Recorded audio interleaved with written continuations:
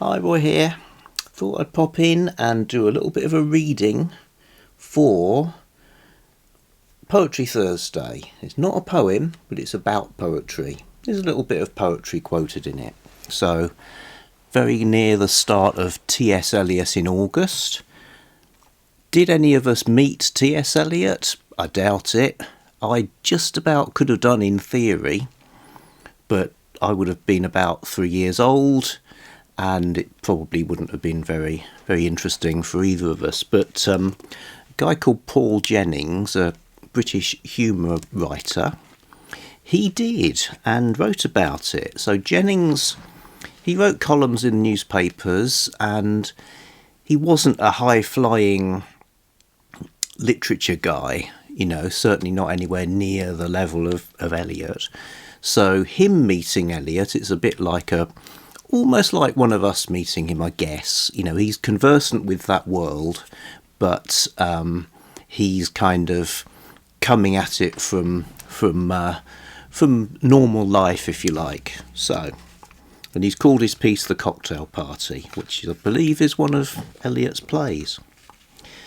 The night I met T.S. Eliot, I was at a party full of tall poets. My wife and I came, a little late as usual, to the house of my publisher.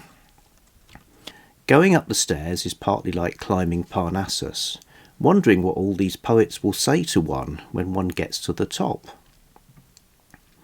And it is partly like that never-forgotten scene in Citizen Kane, with its sense of looking up at tall figures who cast shadows on a low ceiling.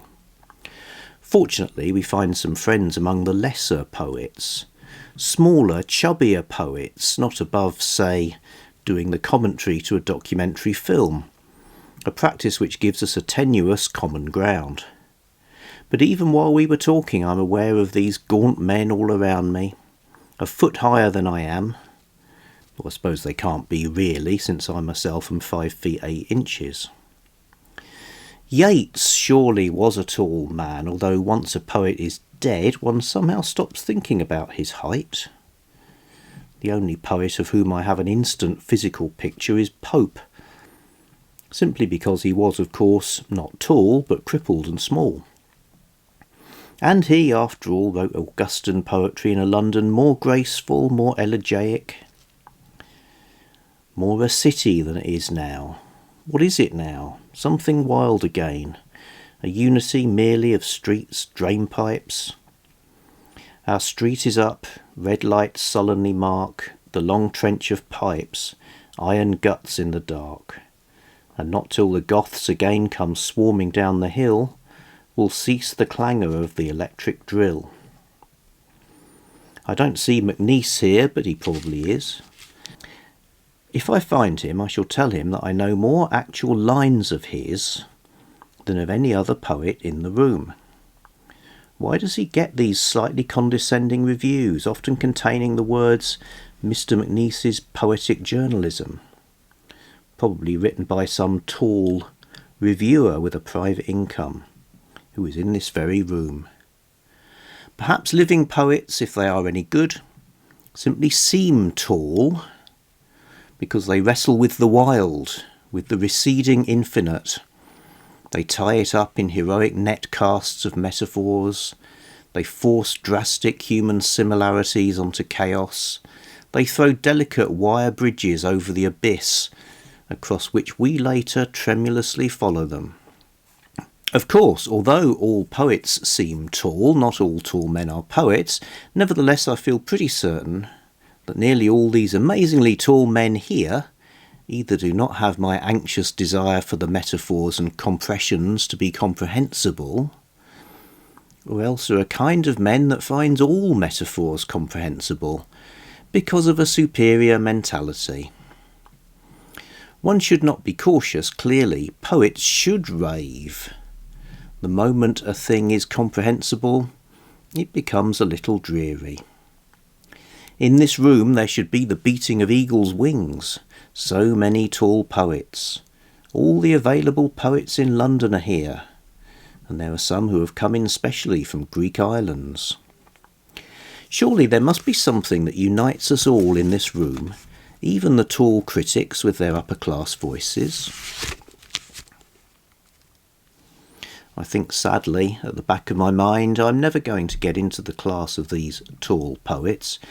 It's extraordinary to think that I once read Antigone and Oedipus Tyrannus at school.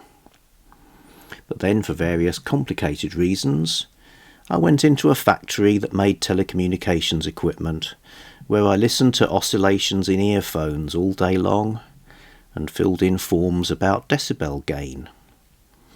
Another 3 years and all that Greek would have stuck, whereas now the only line I can remember from either of them means "Thou art blind as to the eyes, to the mind and to the ears."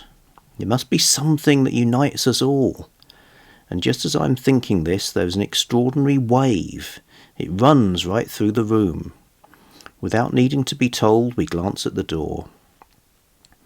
There is not actually silence. Some social instinct ensures that a little low conversation goes on, but everyone knows instantly that T.S. Eliot has come. I'm certain that no one in the room feels separated from Eliot because Eliot knows more Greek, or come to that Sanskrit, or because Eliot is a critic as well as a poet. All of us have looked through the exhaust fumes at the wild world, and haunted by lost certainties, we have all felt. Time and the bell have buried the day. The black cloud carries the sun away. Will the sunflower turn to us? Will the clematis stray down, bend to us? Tendril and spray clutch and cling. He is, I observe, tall, but stooping now, for he has recently been ill. It is shortly after his second marriage. He's leaning on his wife's arm.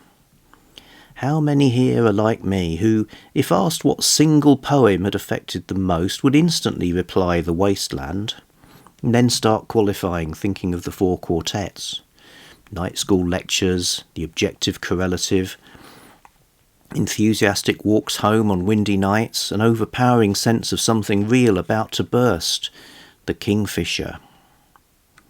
From the wide window towards the granite shore, the white sails still fly seaward, seaward fly unbroken wings. Voices unheard. He's in this room, and he spans the enormous Atlantic. He is the West, its trouble and ecstasy. He sits with his wife on a settee in the smallest part of the L shape of the room. People are introduced to him. Soon it will be our turn. What shall I say? You have formed my soul? How absurd to be towering over him. He sitting, I standing. He cups his ear, I talk loudly. We are as if on a tiny white stage. Thousands, half seen in the blurred dark background, are listening. We are introduced. I hear myself speak. I bet I'm the only man at this party who has to leave to catch the 8:30 from Liverpool Street. Oh, says Eliot instantly. Where to? Manningtree. Oh, do you know why Falstaff is described as roast Manningtree ox in Henry IV?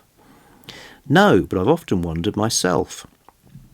Of course, it used to be a wool district. All those East Anglian churches are called wool churches. Shut up, as if he didn't know already. But of course you never see a sheep there nowadays, or an ox. But there is a very good butcher in Manningtree.